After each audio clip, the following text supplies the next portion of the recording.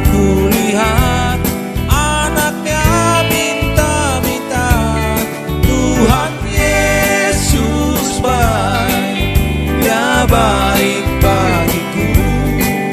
Di segala waktu Tuhan Yesus selalu baik. Tuhan Yesus baik, Dia tebus dosaku. Tuhan Yesus baik, Dia mengampuniku. Tuhan Yesus baik, Dia menyelamatkanku.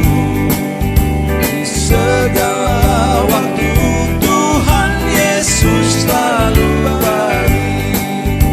Di segala waktu Tuhan Yesus selalu baik.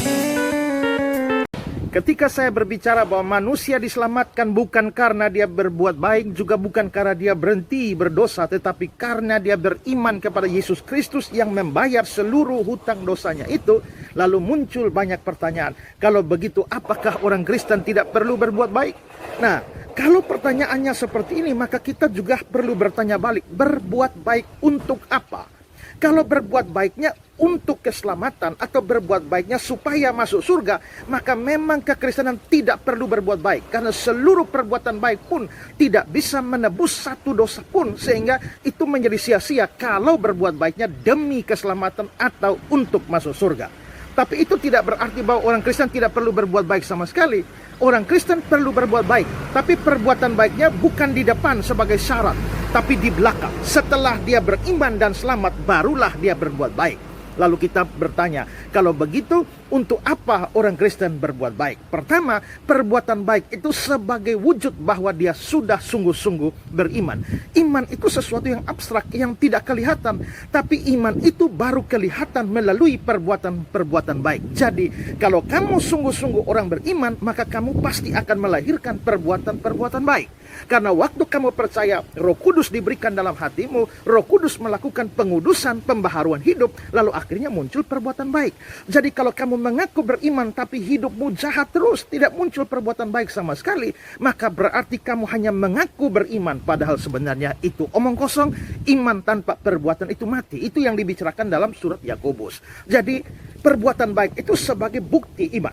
Yang kedua adalah perbuatan baik itu sebagai wujud syukur kepada Tuhan. Karena Tuhan sudah menyelamatkan kita bukan melalui perbuatan baik, hanya semata-mata anugerah Tuhan dalam pengorbanan Yesus Kristus. Sebagai syukur itu, maka saya berbuat baik. Saya berbuat baik bukan supaya saya selamat, tapi saya berbuat baik karena saya sudah diselamatkan. Sekarang saya berterima kasih pada Tuhan dengan rajin berbuat baik. Jadi perbuatan baik adalah ungkapan syukur seorang Kristen kepada Tuhannya.